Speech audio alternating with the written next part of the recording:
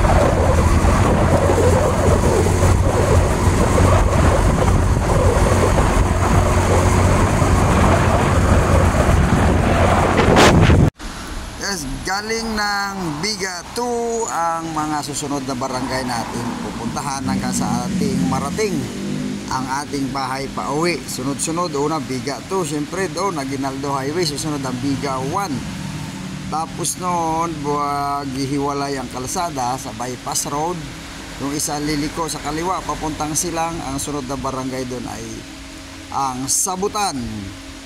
So pagkalagpas na natin ang Sabutan, liliko tayo papuntang Iba. Yung Iba road na yun yung ating babagpasin ng malayo-layo, matagal-tagal. Pagdating sa Iba, maghihiwalay.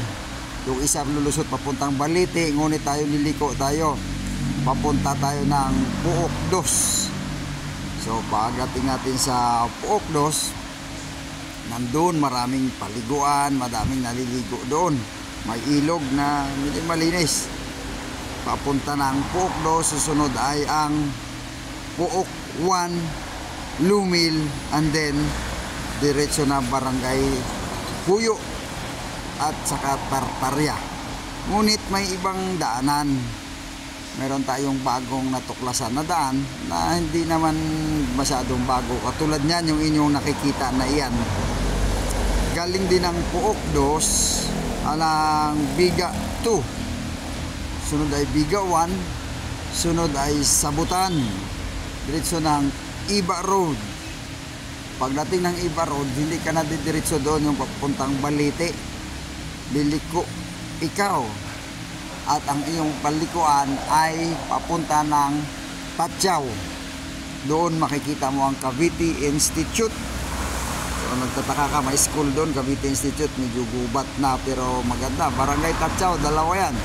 Maliit na Tatyaw at saka malaking Tatyaw, madadaanan mo parehas. Susunod ay Munting Ilog. Pagdating mo sa Munting Ilog, diretso ka lang. Ang sunod, yan, itong lugar na ito ay nasa Munting Ilog na ito. Sunod na lugar dyan ay Barangay Hukay.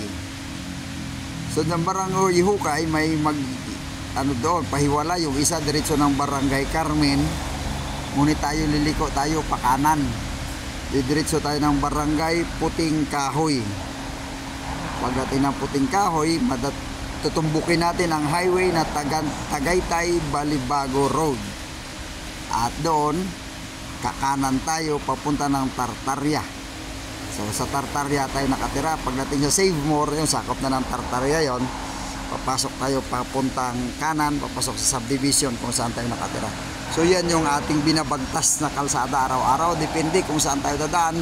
Kung minsan may kailangan doon sa kabila, papuntang Balite Road, papunta pa tayo ng Puok, dumadaan tayo doon. Pero usually kapag wala na, dito talaga tayo dumadaan sa Hukay kasi malapit-lapit. At ang kalsada ay walang masyado hukay. Pangalan lang hukay, ang kalsada walang masyado hukay at kaunti ang sasakyan. So yan yung ating binabagtas araw-araw, yung Pedro Farm na dadaanan natin yan, papasok at pauwi sa trabaho. So yan, tuloy-tuloy nyo akong samahan habang aking. Thanks for watching my video. Don't forget to like and subscribe my channel.